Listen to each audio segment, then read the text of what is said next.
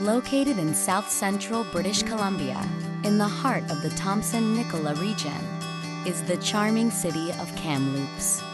At the intersection of the Thompson River and Kamloops Lake, Kamloops is known for its gorgeous landscapes and its thriving art scene, as well as some incredible opportunities for outdoor recreation.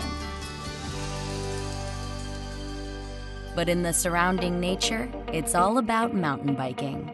Just ask competitive mountain biking champion and Canadian Olympian Catharine Pendrel. It gets quiet, it gets intense, and everyone's just posed and you're focused on how to make the most out of those first couple pedal strokes. I love it. I think you need a bit of that nervous excitement to really find the most. I moved to Kamloops in 2006, and we moved here because my husband got a job teaching, and the reputation of Kamloops as a mountain bike city. So I knew for myself as an athlete, aspiring Olympian, that this could be a really good career move for myself as well. But what makes Kamloops unique for our trails is that they're really fast. It's semi-desert climate here. You can cover a lot of ground.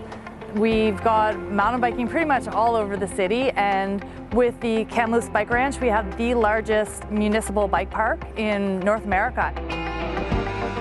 I started mountain biking when I was living in New Brunswick. I was 16 and my brother was mountain biking. He was trying out for the Canada Summer Games, and he told me that there weren't any girls doing it, so I should give it a try and get more girls riding bikes. So that's what I did, and I went to that first race, and it was extremely difficult. I had no fitness, no technical skill, but I saw these girls trying out for the Canada Games, and how cool would that be to go to a games event for sport? 4 years later, I went to the Canada Games. Then I followed my brother and our biking friends out west. Since moving to Kamloops is when my career has really taken off. I had started racing Canada Cups, just kept ticking it off little by little, seeing if I could get a little bit better the next year, and now I'm Olympian. When I started mountain biking, I never had big aspirations of where it would take me because I really wasn't very good at all. I think that actually really helped me because I was always really appreciative of every step that I took. It wasn't like I expected to be world champion in 5 years, right? I knew that just progress was awesome. I am off to Zurich. I've got a race in Albstadt, Germany, and then a week later in Brest, France. And they're the last two Olympic selection events for 2016. I'm on the Luna Women's mountain bike team, and we're a professional team made up of only women, and I think really kind of set the standard in sport in terms of having a professional women's team that created a playing field that was level with what the men were being offered as professional athletes. So being a part of that movement has been incredibly helpful and supportive in my career. I've been racing with them for 9 years. When I went to my first Olympics in 2008, anything I did was going to be amazing. I was there and I just had to give my best, and I think that attitude really helped me perform there, and I finished 4th. Then in 2012 I went in as the world champion, the World Cup leader, and I had a lot of expectation on myself to win a medal.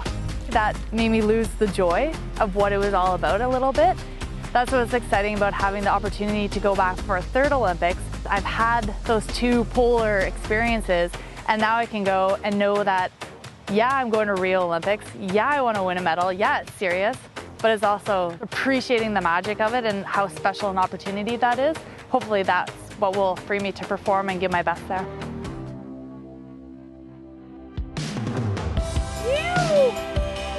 I've got the best job. I've been on the road racing my bike for 10 years. I've been to over 20 countries, and what I found when I come home is that I actually live in the best place.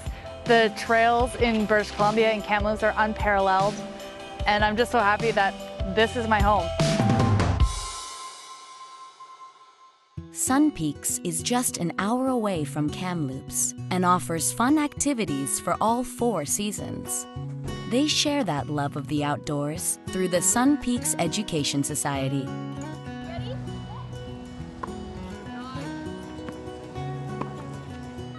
It's one thing to be a ski resort, but it's a whole other thing to be a community. School is critically important for developing community. Sun Peaks is located about 45 minutes north of Kamloops, and it's a great place to ski and a great place to raise a family. So when the school district decided to reconfigure some of the schools in Kamloops, Sun Peaks and area was left with their children going to 4 different schools, which was complicating for a lot of families. The bus ride was getting further and further away, and we just felt that we lose a lot of time with our kids, and we really wanted to see that we could come up with a solution for that. And they talked to the school district, and the school district said, if you have 200 kids, we'll build a school. And the parents said, how are you going to get 200 kids if there's no school? So the parents got together and said, let's make our own school. One of the parents ended up finding the distance learning program. It allows you to have the BC curriculum. So we thought, well, hey, why don't we put our kids in the distance learning program, but we'll put them all under one roof. And Sun Peaks Resort, they were able to offer us some space, and we said, hey, let's give this a try. It's a very unique school. It's at the top of a ski hill. So you have to have something in there that shows that you're going to. But our education is, I'm following exactly the same things that I would be doing if I was in an urban school. But we try to pull in the outdoors. So my first year here, we did lots of skiing. We did a little bit of snowshoeing. But as the years have gone by, we're trying to incorporate more and more of the outdoor environment. Well, we're multi-age classrooms, so we try to have sort of mix all the grades, and the high school kids are excellent for coming and working with the kids. My mom found out about it actually, and as soon as she told me about the school, I definitely wanted to try a year up here. Right now, I'm within a month of graduating. I should be just finishing grade 11. It's self-directed. I have more control over my education. There's no one here telling me what I have to do, when I have to do it. It's all up to me. That's been an essential lesson of this program, and I'm glad to have learned it. The most important part about the schooling here, the distance learning, the multi-grades, whether it's elementary or secondary, I think it really allows our kids up here to be who they are. And I'm not sure that all students have that chance. So we can be very proud of what we have created here, and you know, we see families starting to move into the area because of the lifestyle change, and people want to come here. And I hope that it carries on in other rural communities, and that people will see that the blended learning model can be a real benefit to a lot of people. The scenery of Kamloops can take your breath away, but its art scene is just as inspiring. Programs like Crossing Bridges are not only supporting a thriving cultural scene, but are also giving back in a big way. I suffer from depression, have all my life, and do a lot of things to manage that. One of the things I decided to do was explore art. I'd never done it before, and I'm really liking it. It's much fun. Crossing Bridges is an arts outreach program. It was started by the Kamloops Arts Council in 2013. We had a vision to take arts workshops out to the community.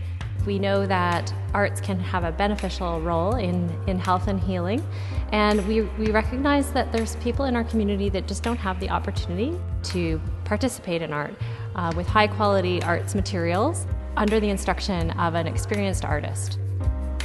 It's kind of a hangout place for people who do art but have no place to do it. It's just expressing myself and puts me into a good mood. I just enjoy doing it. Beth?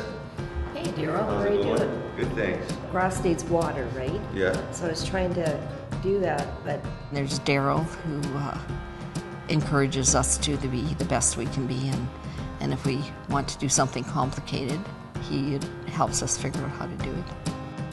I think art really opens doors. So if you've experienced some kind of trauma or some kind of challenge in your life, a lot of the time some walls can go up. But when you're able to sit down with an artist and do some artwork. It's all about self-expression, it's about building self-esteem, and it's a way to talk about things that you've experienced that isn't threatening. It's not so much about us taking this art workshop to fix people. It's about us acknowledging that we all go through challenging times, and doing art is a way to express yourself and work through some of those things. This is a very personal journey picture. I was in a very dark space. Then green is for healing, still kind of checking things out, not too sure where I'm going. The purple is spiritual and feeling really good and starting to believe in myself. And then the yellow, this is success. This is like, I'm me again, I feel great. And all these colors are reflective of the other three, because as a person, everything that you've been and gone through makes up what you are. It's been incredible to see how Kamloops and the surrounding area have really rallied around this program. We now reach children, youth, and adults at 8 different social service agencies, so it's really exciting about how it's taken off. I think the biggest thing about the Crossing Bridges thing is it encourages people to come and express themselves and gives them a safe, comfortable atmosphere to do that in. I'm still adjusting to the fact that I'm supposedly an artist now. Kamloops is home to many amazing people. Who are the people you love in your community? Tell us about them by emailing opticlocal@telus.com. We will see you soon. 'Cause it's nature's way.